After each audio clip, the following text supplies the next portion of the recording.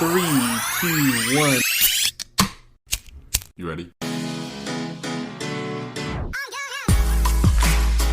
You're listening to the Real Pineapple Podcast Network.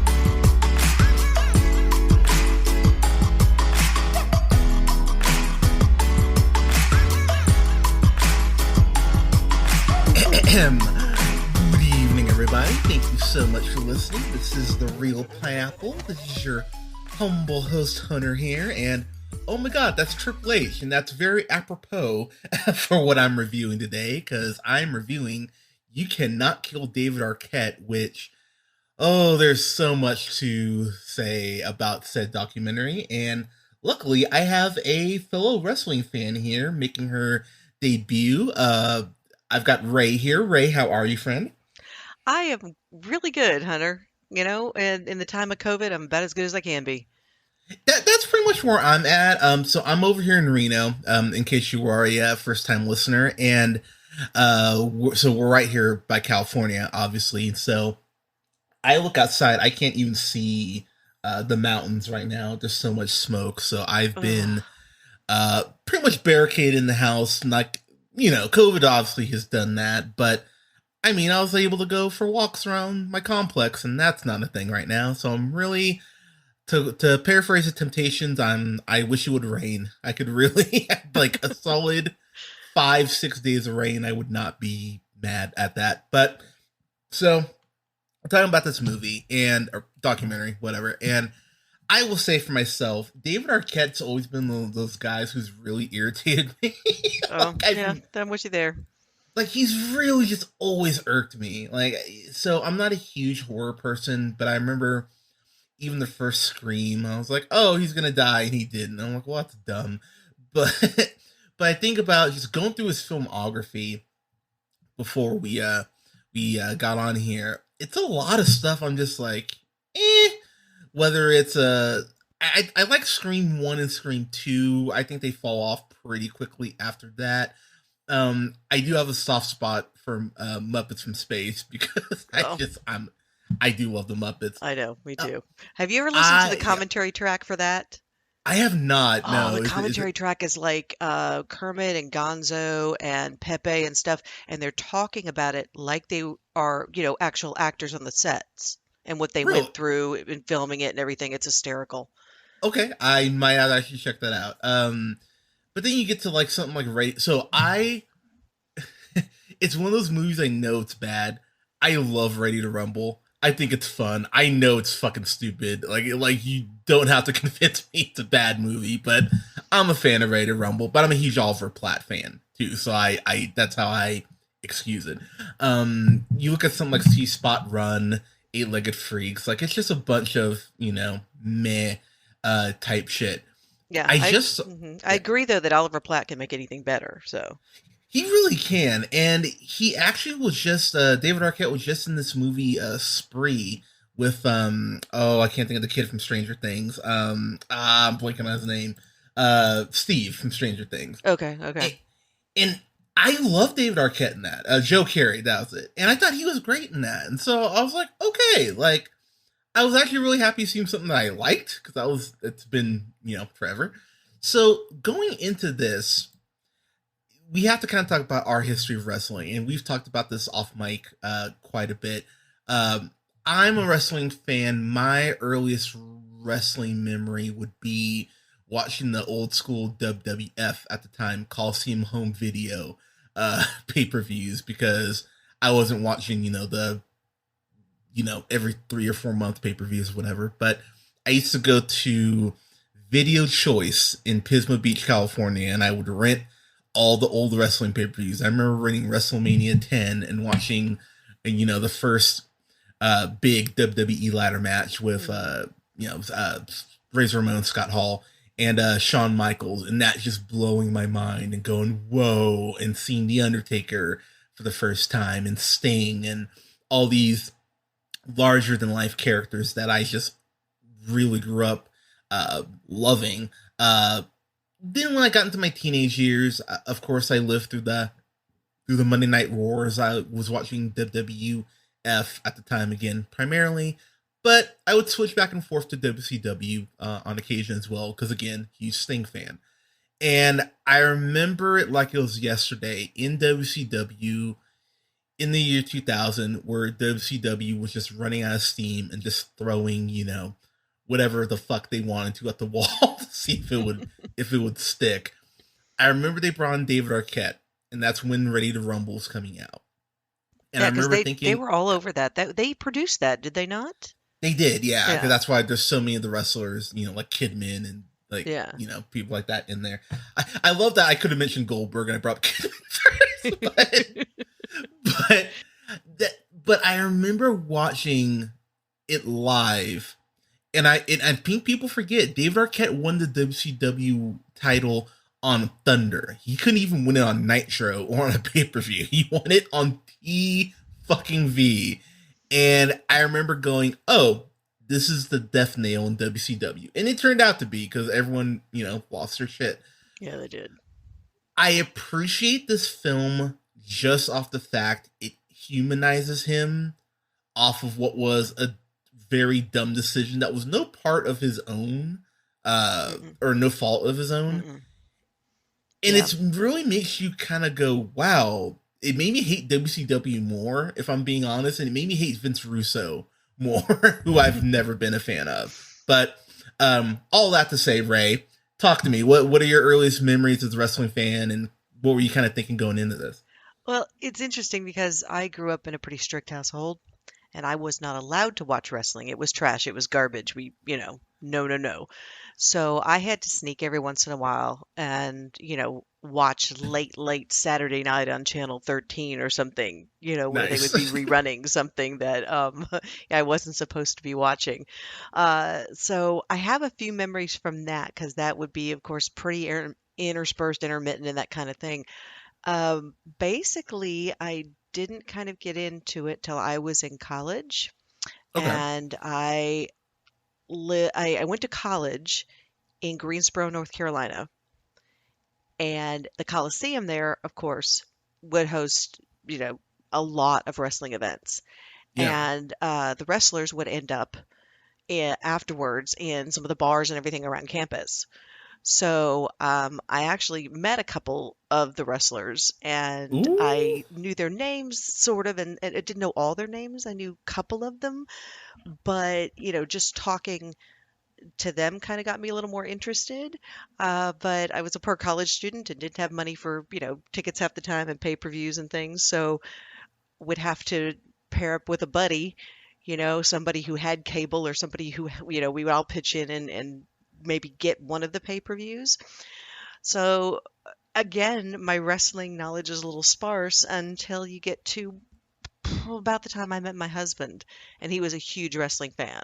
So that got me a lot more access to Okay. to watch it and to be able to, because he and his friends would always get the pay-per-views every time, or we find the one bar that was having the pay-per-view or something like that so that we could watch them. And since then it's been pretty steady, and I've been, we've been to the Royal Rumble, we've been to a couple of live Raw shows, and been to several local shows here in Austin. A lot of the guys that are on AEW right now, and or NXT, I saw wrestle live many, many times on the indie circuit. And it's, sitting front row at something indie like that, and the guys are actually, falling in your lap when they get thrown out of the ring because you're that close.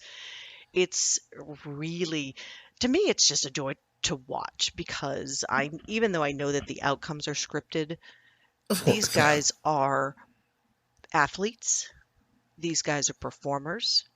They're doing it live. They're some of the best live stuntmen. The really good Yeah. ones are some of the best live stuntmen that you'll watch. And that is really, really fun. So I think something that we do have to bring up as far as wrestling now, I still remember, and that now I fully acknowledge, growing up watching WWE, I do have a disdain for WWE now. really, really pretty much because of Vince McMahon, because I just think he's a garbage human being. It's time for him to retire. Shh, I didn't say that. Shh. Yeah, I still remember when Stephanie McMahon compared the 9/11 attacks to Vince being sued by the federal government for the whole steroid trial, that whole scandal. I remember watching that live and looking at my mom going, what the fuck is wrong with her? Like, and I never cuss in the house because, you know, raised Christian. But even my mom was like, yeah, what the hell is her problem? I'm like, yeah. And pretty much since then, it's been very, like, this year after year, they've done something each year where I go, morality needs to kick in at some point. Vince dropping the N-word on live TV to John Cena, that was kind of my straw. I'm like, well, shit. Have a lot of respect for the athletes, but what's crazy about back then, we look at the female talent, and they were just eye candy. That's really it was all pillow it was. fights and pajama parties and yeah. Yeah, I mean, the only thing they didn't have was Silly String, and I'm sure they had that at some point. I just can't remember. But you look at the women now, you look at just like Sheeta over in AEW, who I is a nerd and is, to be a guy for a second, she's so goddamn gorgeous. Oh my god. But you look at someone like her, you look at someone like Bayley, Sasha Banks, Becky Lynch, Charlotte Flair, Nia Rose. I mean, there's been a lot of influx of female talent. Sarah Del Rey, to go very old school. All these women now are being treated as they should, as well as their male counterparts as far as what they can do in the ring. And I appreciate the fact that this is a very light wrestling history lesson. It does talk about primarily, of course, about David Arquette, but it does go into a little bit of the aspects of the business, which was something I was happy they did. They went to the whole booking aspect, and that really is, at the end of the day, what killed WCW was the booking.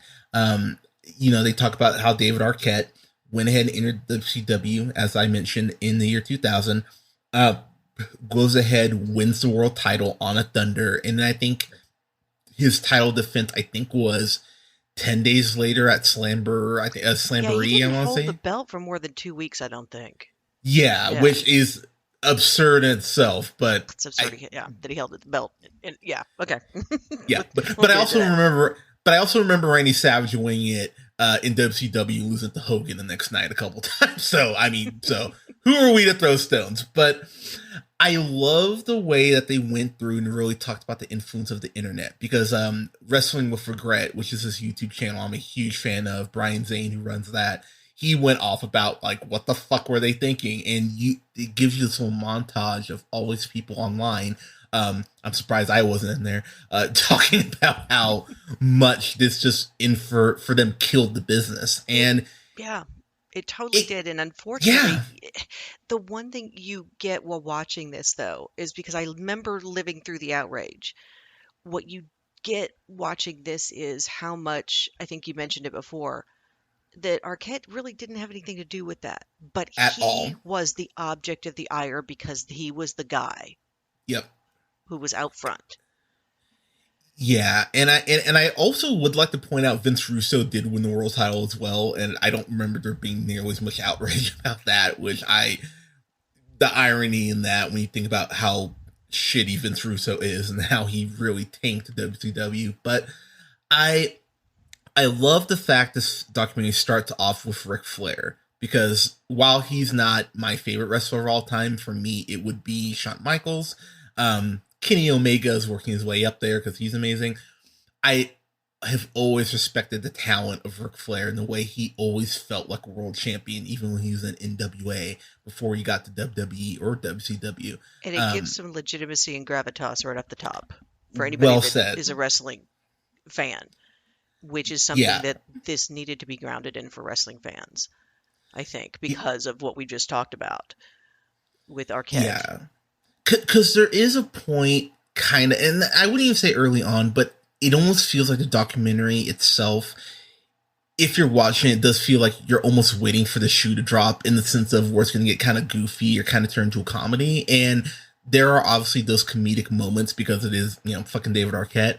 But this has done more to humanize him for me than any role he's ever had. Any Absolutely. interview I've seen him do. Um, I love that Ric Flair talks about the fact that, oh yeah, he gave him his blessing as a person. And the interviewer goes, oh, what about as a wrestler? He's like, well, don't be ridiculous. I was like, damn, okay. Ric Flair has had his own issues, taxes, but but I appreciate the fact that Flair did sit down. So I don't know about you, Ray. I didn't know that Arquette got married again. That was actually the thing that caught me the most off guard, if I'm being honest. So I was like, oh, you're married. Okay, I cool. I knew he got married again, but I didn't realize who it was or what she did. I didn't know anything about her at all, but I did know he got married again, and I did know that he had other kids. Which it's interesting too when you watch that aspect of, especially early on in the documentary, you're like, are we sure he's the oldest guy in the room? Because Yeah. you still are getting that sense that he never grew up. And that's part, I think, of what annoyed a lot of people outside of WCW, but when he was acting and doing things, is that he didn't treat his life like a grown up. He didn't treat his life like it was worth anything for a long time. And I know that that comes from, some deep-seated early on PTSD all the way back from his childhood, and I know that comes from some other mental illness problems and things like that, and I know it comes from some substance abuse, which unfortunately is running the Arquette family. I know that it comes from that, but even when you know it comes from that, you can look at that and kind of see, okay, this is why I found him annoying. He doesn't take anything seriously. He's not taking himself seriously either. And at the beginning of the documentary, I'm not so much, the first thing I'm thinking is he's I'm worried for him. Were you worried for him, or was it just me? I Yes. was extremely worried for him. So that's the thing about this documentary I think I love the most is that when he is talking about getting back in the ring, his wife by the way, Christina McClarty Arquette, is what I'm gonna go with. So pardon me, I believe the eldest daughter was I think 15 or 16. Um, Yeah, I they think like had 15, yeah. yeah, then they had a boy who I think was like 7 or 8, and they had like a 15-month-old. I think is what they said too. So I mean, so there are 3 kids there. The thing that tripped me out, and I don't know about you, that again to age myself a little bit here, they talk about this Vanity Fair cover that he was on, Mhm. with Mhm. Will Smith and Matthew McConaughey and Benicio del Toro and uh, I think I said Leo McConaughey, Leonardo DiCaprio, Matthew McConaughey, just in case I did. But these actors who've gone on to have, win Oscars and Golden Globes and all this, and you can almost tell if there's some some anger towards Hollywood from Christina's side because she's talking about how she was, like a reporter and how she won a daytime Emmy for her work. And you see her interviewing these major celebrities and how once she met David, uh, met him at an '80s party, which I thought was really funny. Uh, I mean, go fucking figure, right? And how she talked about she had never even seen Scream because she doesn't do horror movies, which I feel you on that. Just talking about what his career could have been and how this whole WCW thing was almost a double-edged sword where yeah, he got to play wrestler for a little bit, but it almost alienated or blacklisted him from Hollywood. And when it's put in those terms, it actually made me immediately go, oh wow, we really didn't know the whole story and we gave him a lot more shit than we should have given the circumstances. And so I immediately felt guilty for all the shit I've talked about him for like 20 years. I was like, oh, I didn't know. I'm sorry. And it's yeah, go ahead. I don't know. I didn't feel that necessarily because I looked at it too of, yes, as you go on with the documentary, you get the idea, and even more than that, I mean, my husband really pointed this out, that David Arquette is the one that feels that that movie and that time in the wrestling ring is really where everything went wrong, where he lost everything. Yeah. I, I think he's got several other things to blame it on too, but from his point of view, that's where he lost it. And it's almost like he feels if he can go back and fix that, he can fix his life. And Yeah. that's another thing where I start to worry for him, because I'm like, dude, we all want to go back. There's, there's always something in us that goes, God, if I could just go back and do that different, my life would be so much better. And, you can't go home again. You can't go, you can't really go back. And there was the other part I started to worry about. I didn't want to see him get hurt physically, but I also didn't want to see him get hurt again mentally and emotionally, which is, again, weird, because I'm being pulled into this thing about this guy who, up until watching the documentary, I probably could have cared less about. Same. Complete same. I think for me, where my empathy came in for him is because, I've talked about it on the podcast before or whatever. As someone who deals with depression, I understand how your art can be freeing in that aspect. And it feels like, since the art of acting in many ways was taken from him, and the thing that he really loved in aspects was tarnished for him, that he was almost in this middle ground if he couldn't do either.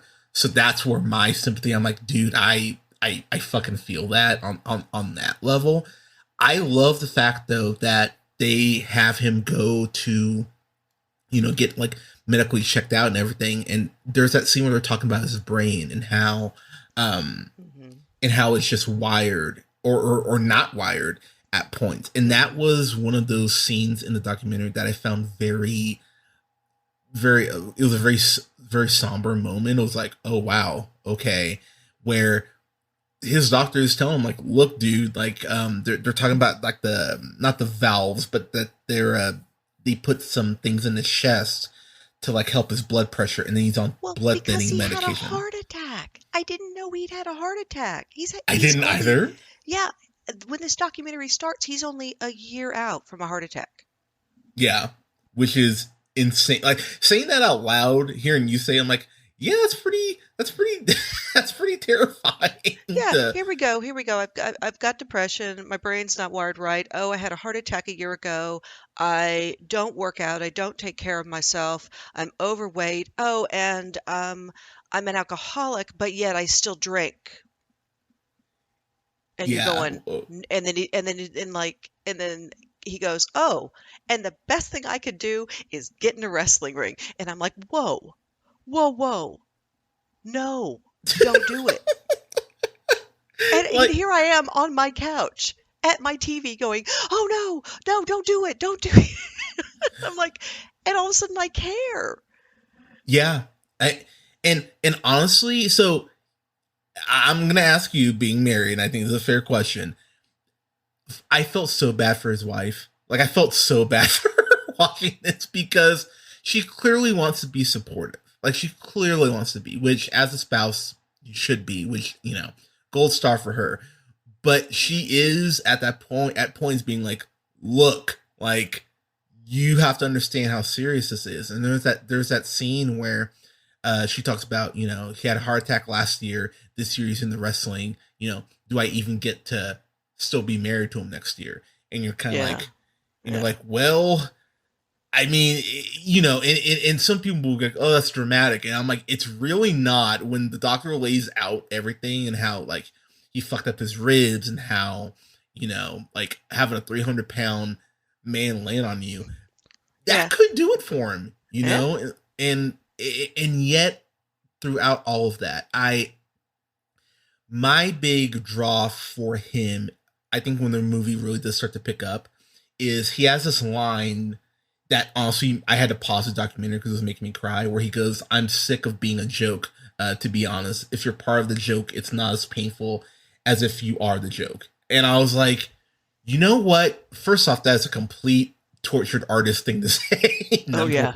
Number one. Like, I was like, I feel accused. But I got it, though. It's like, I get it, man. I get you needing to right this one wrong that's kind of hanging over your head. And the reason I'm kind of giving him a pass on that, people still talk about that fucking that title reign he had. Like, people still talk about it almost 20 years later, it's like people really point to that as the last, that last line, that last straw that just destroyed WCW. And so whenever WCW is brought up and world champions are brought up, usually someone, and this is coming from someone who has a lot of friends who are wrestling fans, who usually take a shot at Arquette wherever they can. So just thinking about it from my inner circle perspective, I'm like, I get it, man. I get why you would want to right this wrong. But as the documentary really picks up, he goes down to Tijuana and starts to train. And he trains with one of my personal favorite wrestlers, Diamond Dallas Page. If you haven't done DDP yoga, kids, it's great. I actually really enjoy DDP yoga. First off, Diamond Dallas Page is 60, I believe. Oh, I think so. And he's in AEW now. He actually had a match like 8 months ago, and it was awesome. I was like, oh my god! Jumped off the top rope to the outside. I was like, oh my god, Diamond Dallas Page can still do this shit. But I love that Diamond Dallas Page, because he worked with Arquette during his world title reign. He was a part of the tag match because Arquette pinned Eric Bischoff. Because it was Arquette and Page against Bischoff and Hogan. That's what it was.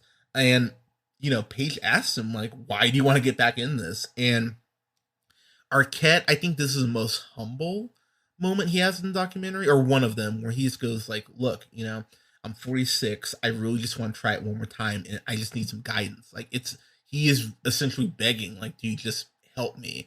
And I love that Arquette Page tells him, like, fans are gonna shit on you, like, initially, and he's not wrong, because he's not wrong. The fans in this are. So I think we can both admit, Ray, like, as wrestling fans, like, we love, we hate.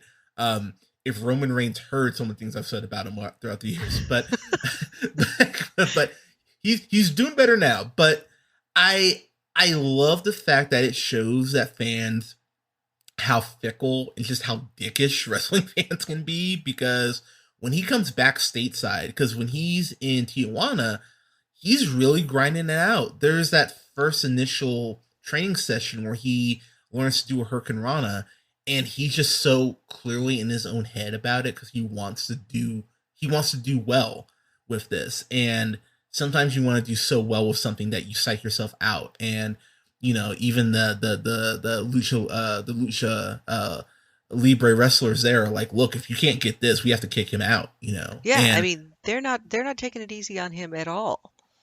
And that's one of those things is that I think the other thing that people are going to realize through this documentary, wrestling fans especially, is that when he was thrown in the ring the first time, he was just an actor. He had no training. None. They threw him in there. They put him in there with wrestlers who knew what they were doing, so they could cover him. And then they did most of the work, and then he came in and fell on the guy, basically. Yeah. I mean, that's all there was to it. He never.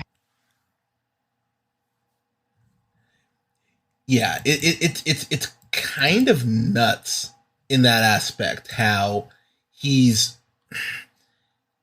doing this stuff. I mean, for the first time, and I remember, I believe, I want to say Diamond Dallas Page was like I think it's 35, 36. Once he debuted on WCW. So I mean, he was older in the game. So I mean, to think about almost being 50 getting in this shit, and again, like you said, he's really grinding it out. I was laughing so hard at the street wrestling thing, because I did not know that was a thing. I didn't know that happened. What is that? So that was kind of mind blowing to me, Ray. So for those of you who don't know, so street wrestling, I don't know if it's specific to Mexico or to a territory thing, but they flat just have a couple luchadors and they have a chair typically, and they just like do flips and like slap each other and punch, and they do it in traffic, like as people are stopped at lights, and then run up, to cars and collect, collect money. It's a fucking trip, and Arquette, his first kind of big moment is he jumps off a ladder that they've set in the street. up Yeah, in the street and dives on these guys. And I'm sitting there going, okay, please don't jump. Because first off, I remember falling off a tree when I was a kid and going, ow, that really hurt. I'm imagining falling off a ladder. In the Like, street. yeah, Again, does when it you're feel still not, awful? again, at this point, he's still not in any kind of shape At either. all. At all. Like, so my heart kind of hurt watching that because I'm like, oh, please catch him. And luckily, they catch him as well as they can, but you're still laying on fucking, pavement. And I appreciate that in particular because there is this moment where he earns his lucha libre mask, Oh. and No. that was, and I'm gonna be look, no shame in my game. I got a little choked up. I was like, okay, man, like you're starting to kind of get it, and it's cool because his first match that he has, he has the mask on, which I did appreciate. He's keeping up the tradition, but the fans are cheering him, and he does this. He does a Hurricane Rana. It looks great. And he does this dive to the outside. I went, okay, that looked good. But he hits this like basement drop kick on this other luchador that really caught me off guard. I went, okay, he's not shit at this. Like he clearly is a fan. And I felt like I was living vicariously through him. I'm like, oh, I could do a Hurricane Rana. Like, come on. But that's kind of when we get into the Rocky aspect of it. He buys his own ring. You pretty much hear the theme music. Dun, dun, dun, He actually stops drinking. He loses some weight. You watch him. You watch him do these things, and you're still like, but I'm still going. You just had a heart attack. Oh, I was scared the whole time. The title is You Can't Kill David Arquette, but I'm still not sure at this point. My biggest complaint about this documentary is that he went on Wendy Williams, and I fucking hate Wendy Williams. I was like, this bitch. Like, I was very irritated by that. I was like, God, I hate her so much. But he has this. So he gets trained by Peter Avalon too, who is an AEW. I love Peter Avalon. He's one of my favorite heels in wrestling right now. I love the quote that Arquette has. There's this point where he goes, it's a sport no matter what anyone says. It's like a theatrical sport on steroids. And I was like, that's a really good way to actually describe pro wrestling because he gets into this feud. And I don't remember if they say what movie it was for, but he's on a red carpet and RJ City, who, if you don't know who RJ City is, look him up. He's a badass. They have this scuffle on the red carpet, which leads to a match. And you see RJ City and Arquette going over spots for the match to end up having. And it's fascinating to see Arquette's ring psychology because, again, even though he's just a fan and he's getting, in the wrestling proper now, he clearly gets how to call spots and where to kind of slow things down, where to pick things up. And watching the spots in the match, I'm gonna seek out the full match. I was like, I'm having a lot of fun watching this. Like, what were you kind of thinking like up to that point? Because it does feel like he is actually starting to get it, by that point. Oh no, he's getting it, and he's getting it, and I applaud him for that. But again, I'm still and this is the empathy. This is the empathy. The over empathy that I have sometimes. I'm sitting in the back of my mind going, please, oh, he's going to get hurt. He's going to get hurt. Someone's going to kill him. Someone's going to die. Oh my God. And the last thing you want is not only for that to happen, but you don't want this to get cut short, because if it gets cut short, he doesn't get that redemption he's looking for, no matter why it gets cut short, Yeah. And by this time you are rooting for him. Again, somebody who, like we said at the beginning, joke we couldn't have cared less about before this, whatever. He is not going to get that redemption if this doesn't work for any reason at all. And I'm still scared. I'm still scared. I'm still talking to my TV while this is going on.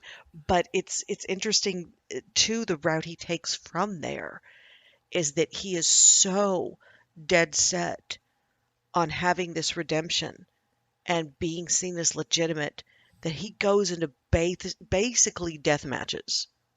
after this. Yeah, so Scary. we have to talk about that. So there are very few things that make me uncomfortable, even though I am watching the season of The Boys right now, and holy shit, Homelander, what's wrong with you? Yep. But we can talk about that off mic. But like you mentioned, he stopped smoking and drinking. He lost 50 pounds. He really is taking it seriously. He got cut. I was like, okay, man. But there's this death match he ends up having with so first off, the first match he technically has in this like backyard wrestling thing. Ugh. I'm gonna be real, I had a problem with that.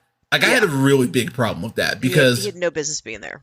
Yeah, because it like he even says like, I didn't expect that many people to be here, but oh my god, no one's here. And it really felt like some fans taking advantage of him. And that really did piss me off, to be completely honest. That was something where they're like, oh, like, come on, Hollywood, like, you're a pussy, get up. And he's going to hit with those, like, fluorescent light tubes, which I've been hit with a kendo stick doing backyard wrestling. Whole other story. That shit fucking hurts. A kendo stick hurts. It hurts really badly. So... Yeah, but it's still a totally different thing than those fluorescent tubes. Those tubes are dangerous. No, they are. And so when you see him he takes a couple shots with them, and you're like, okay, this needs to stop. And he takes his elbow from a guy too, and I was like, oh man, that looked bad. There are points in this documentary where it is uncomfortable, and the last death match he has, he almost died. That he was wrestling on two different blood thinners. Yeah, and he got cut on his neck. Like, that was where I was like, okay, that's enough. So he gets hit by I think the wrestler was I think it was Nick Cage, I want to say. Not that Nick Cage, but he gets hit with like a 4-pack of the fluorescent tubes, like gets hit in the head. And I was like, okay, that's not good. But then he starts takes one of the broken edges of the tube, starts digging into his skin, and starts cutting his neck. And so Arquette walks out of the ring at a point, like holding his neck. Yeah, because he went too deep. I mean, I know it wasn't intentional, but it went too deep. Yeah, went too deep and gets like a scarf and wraps it around his neck, and then comes back in and takes the pin and immediately goes to the hospital. And I was like, oh my god, this is fucking insane. And that led to a scene with a clip from the Joe Rogan Experience. And I gotta be honest, outside of news radio, I think Joe Rogan sucks. I've never liked Joe Rogan. I think he is just... I don't get his podcast, too, to be honest. I've listened to it a couple times, and I don't get why everyone is like, he's so great. I think his stand-up sucks, too, but that's a whole other thing. But the way that Rogan and Jake the Snake Roberts were talking about Arquette, it was really mean-spirited. Like really mean-spirited, to a point that I was like, wow, fuck you both, actually. Like, his, Rogan's co-host, I can't think of the guy's name, it doesn't really matter, but he's kind of the one person out of the three who's kind of giving Arquette some props. Yeah, I was really irritated by that, too. It's like, the guy almost died, and you're just like, oh, man, what? Like, oh, he's a former world heavyweight champion, what the fuck? I'm like, wow, really? That's what you're taking away from this? No, they didn't see the match. They probably didn't even see the early. They knew nothing about it. They were just getting told at the time, I think. It almost seemed like that, especially Joe Rogan. I don't. Yeah, but I mean, heaven forbid do research for your podcast, but it's just like, come on, man, like give me a fucking break. But the thing that did, or one of the things that really did break my heart, is that Luke Perry was the one. So I didn't know they were close. Like that is something I will, like, full disclosure, I had no idea that Arquette and Perry, I guess, were really good friends up until his passing. Rest in peace, Luke Perry. So again, we're wrestling fans. Luke Perry's son, Jungle Jack Perry, wrestles under Jungle Boy in AEW. One of my favorite wrestlers, by the way. Some of the most beautiful hair. Yeah. God forbid he ever loses his hair. Oh my god. Oh my god. His hair is beautiful. Like, it belongs in a museum. It really does. But seeing Luke Perry kind of, I almost, like, it made me sad, but it was kind of like almost like a culture shock thing. I was like, oh my god, like, Luke Perry, like, I didn't really know how much Luke Perry was involved in his son's wrestling career as far as being supportive. It was really cool to see that and to know that him and Dave were such good friends. I'm like, okay, right on. I wasn't aware of that. Um, it makes it even more heartbreaking, honestly, because I really wish Luke Perry could have seen where his son is now, because his son's getting Yeah, huge cheers now, yeah, or with definitely. AEW and everything. But I love the fact that Arquette went through that death match.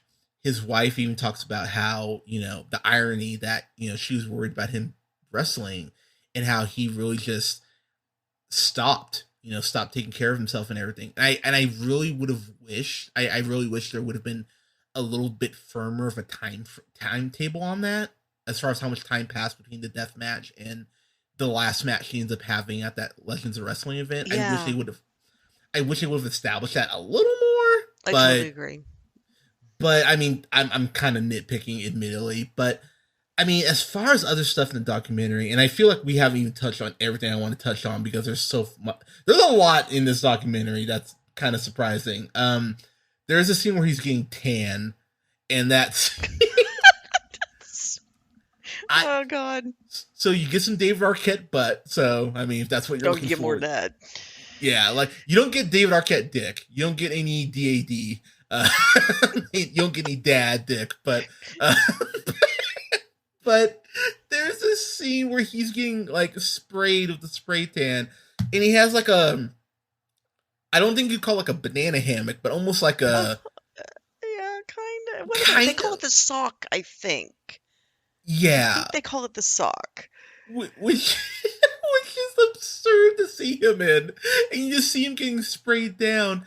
And I love that his wife goes, "Oh, what about the movie you're gonna go shoot later?" And he's like, "Oh fuck, I forgot about that." I'm like, dude, you can't forget about that. But what I, but going to, and I'm not gonna spoil this, because I do want people to discover this last thing for themselves. There is, so David Arquette, kind of the end of the hero's journey, as it were. He ends up wrestling Mr. Anderson, formerly Mr. Kennedy, at this Legends of Hmm. Wrestling event. His wife, Arquette's wife, does something that is so Oh, yeah. incredibly thoughtful. It's something that you would hopefully do for a spouse, that I actually had to pause the documentary because I actually started crying. I was like, that's such a beautiful gesture of like that she's with him. And it really did make me tear up, Ray. I'm not gonna lie. I was like, "Oh my god, that's so fucking beautiful." Like, kind of your thoughts, like as far as how it kind of wrapped up and everything. Oh God, no, no. What you're talking about, yes, that was incredibly sweet. And then you have the match, and you see what happens. And again, we don't want to go the whole way into it, but by the end of this, it just reinforces the fact that we've now had two wrestling documentaries that have come out within a couple of weeks of each other that I can recommend to people who know nothing about wrestling. Yeah, And this one, this one you can just on the fact that it's David Arquette, because most people, whether they like David Arquette or not, they at least know the name, and you can pull them in from the celebrity angle, maybe, possibly. But it's like I can recommend this to you even if you are not a wrestling fan, because as much as this is about wrestling, and as much wrestling as is in it, this is really about one man's journey and the people in his life and the people who stick by him through the entire thing. And I don't care if you're not a wrestling fan.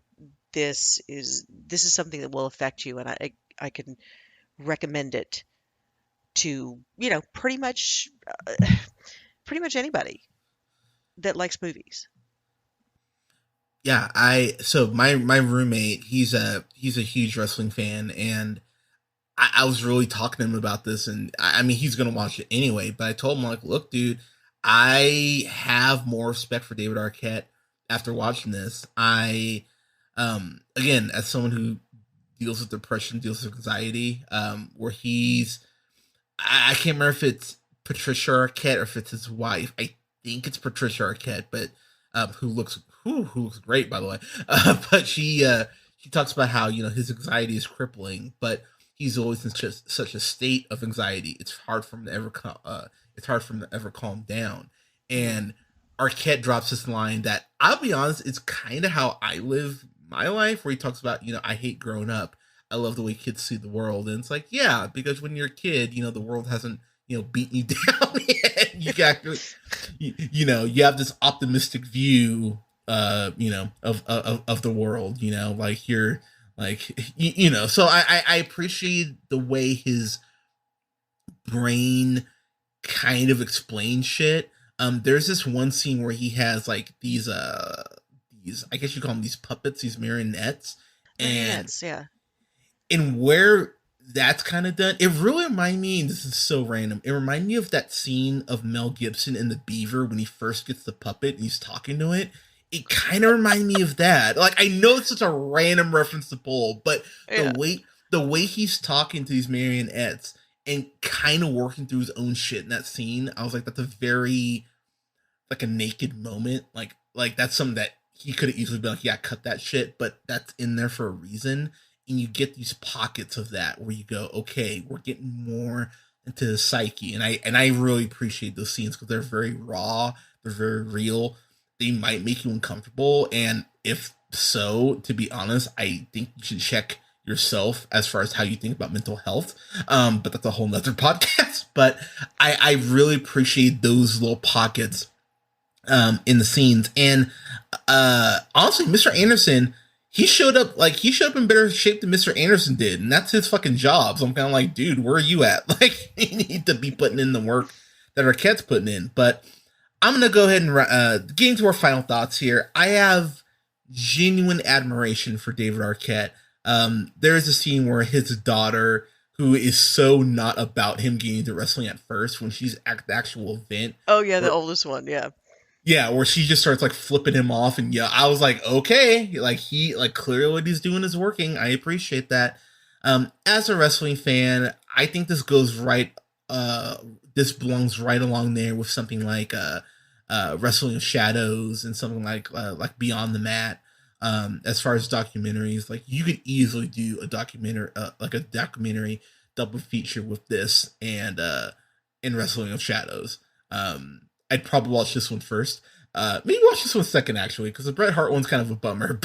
But yeah. But this is an incredibly well done documentary. The directors of it, Price James and David Darg.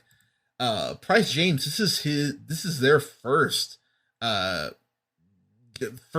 This is their directorial debut. So props on that. And then David Darg has done like 4 movies stretched out between 2010 and 2015, so not a huge body of work. So, I mean, the way this is presented is very well done as well. So, I myself, just because of some of the stuff gets a little too intense for my liking, I won't go fan fucking tastic. So, I'm gonna give this a solid A+, though. I think that's fair for this. It'll probably be on my best of for this year. Lord knows whatever shit watch you come out this year, but Yeah. but I'm gonna give this a solid A+. This is something I actually have rented initially, and I will be buying on Friday when I get paid. So yeah, this is a solid A+ for me. But Ray, your final thoughts and your grade. Yeah, and I hate that this particular podcast had no dissent whatsoever for the audience. We couldn't argue, we couldn't yell at each other, anything, to make it more interesting. But Yeah, what you gonna do? I agree with you completely. This is something that, as a documentary, is just plain as a documentary, is very well done. There was only a couple of things in there where I was like, I wish they would have gone into a little more. But everything else is spot on as far as documentaries go. I think, again, it's something you can recommend to a lot of people, wrestling fans or not. I think if you're a wrestling fan, this is probably essential viewing, not just because it's about wrestling, but because, like you said at the beginning, a lot of us still there's still a lot of prejudices about who David Arquette was and what he did in the business and what a lot of people think he did to the business. I look at this and I find it compelling I find it a little frightening at times. Fair. You know, but it's a good thing. And I would think too, the other wrestling documentary I was mentioning that just came out within a couple of weeks is the one about Vampiro, uh, the nail in the coffin.